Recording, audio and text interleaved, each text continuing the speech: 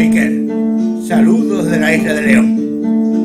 Por Euskadi. Guztiak urtzen du goian, gailurretako elurra, uarkara jauzten ibarrera, geldi gaitza den ordarra. Estoy un poco harto de todo esto, Miquel. Empiezo a hacer estallar la Santa Bárbara.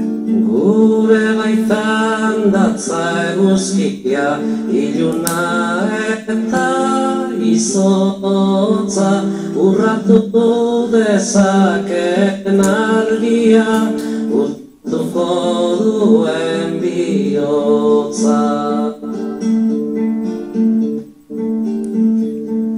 Bihotza bezain bero zabalik, besoak eta eskuak, horirik ikus dezagun egia, argiz beterik burua.